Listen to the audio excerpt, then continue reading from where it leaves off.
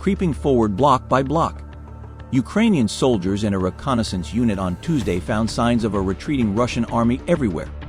A charred armored vehicle, abandoned body armor decorated with an orange and black St. George ribbon, a Russian military symbol, and the traditional blue and white striped underwear issued to Russian soldiers, cast aside in a forest. What they did not encounter was the Russian army in any organized state.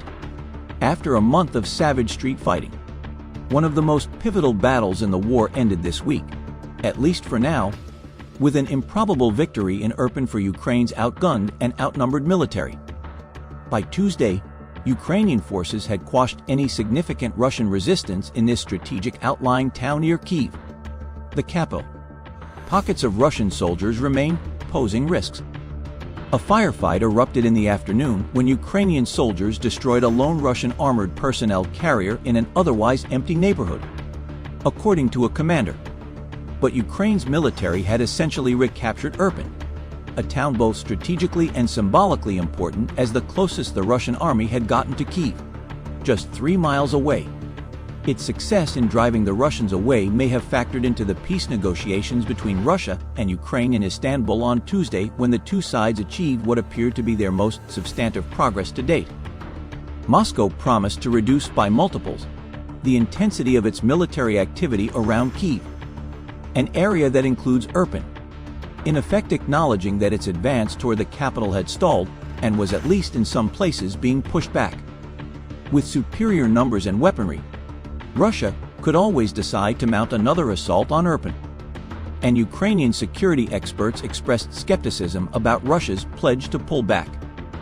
They will not abandon plans to take the capital, said Oleksandr Danylyuk, a former secretary of Ukraine's Security and Defense Council. Still, some people saw the recapture of Irpin as a moral victory, even if street fighting continues in the town and the military gains may be tentative. Kyiv was always the biggest prize of all for the Russian military, as the seat of government and a city ingrained in both Russian and Ukrainian identity. But the Ukrainian military's performance in the vicious street fighting in an arc of outlying towns and villages became emblematic of the challenges Russian forces would face as they attempted to encircle or capture the capital. Today we have good news, President Vladimir Zelensky said in a videotaped address Monday. Our defenders are advancing in the Kyiv region, regaining control over Ukrainian territory. Mr. Zelensky said the town of Irpin was liberated. He added, "Well done. I am grateful to everyone who worked for this result." Here, as elsewhere in the fighting around Kyiv, the Ukrainian military achieved its battlefield success by deploying small, fast-moving units largely on foot that staged ambushes or defended sites with the benefit of local knowledge. Many such units are based in central Kyiv, commuting to the war zone by car. The reconnaissance unit that patrolled Irpin on Tuesday, a part of Ukraine's military intelligence agency, uses as its base a shuttered bar in Kyiv, now cluttered with sleeping bags, boxes of ammunition, and hand grenades. At dawn on a clear, cold morning Tuesday, the soldiers strapped on body armor and pouches of ammunition, with a crackling noise of Velcro, then jumped in place to ensure their gear was well attached. The bar's stereo played Ukrainian folk songs. The front in Irpin was a quick drive away. The soldiers filtered into the town in small groups of 3 or 4, to avoid drawing Russian artillery, then regrouped in a maze of back streets. "We are defending our land," said a commander of one of the 2 squads, consisting of 8 men each. He asked to be identified only by his first name, Boden. While the Russian military has pulled back in force, he said, Ukrainian soldiers still must search house to house in the city to flush out pockets of remaining enemy soldiers. "We move into a neighborhood, and if there is contact, we fire or call in artillery," he said of these operations. If there is no contact, well, then it is clear this territory is again ours. The mayor of Irpin, a once quiet and leafy suburb with a pro-war population of about 70,000, said that all but about 4,000 civilians had fled. The patrol encountered only one elderly man, who waved from behind a window of a house in a town park. The Ukrainian patrol found a destroyed Russian armored personnel carrier, burned in places to a rich orange color. Besides the vehicle was the traditional blue and white undershirts used by Russian soldiers called telnyashkas.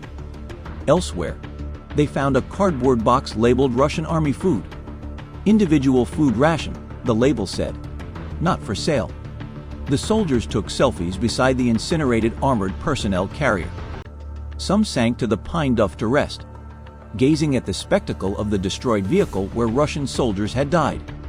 The bodies had been retrieved earlier, though by whom was unclear. "I don't see the Russians as enemies," said a Ukrainian soldier who offered only his first name, Hennedy, out of concern for his safety. "They are just inert people, doing things without knowing what they are doing."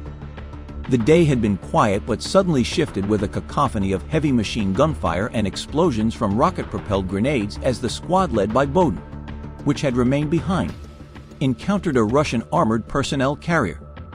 Why it remained in this place, otherwise empty of Russian soldiers, was unclear.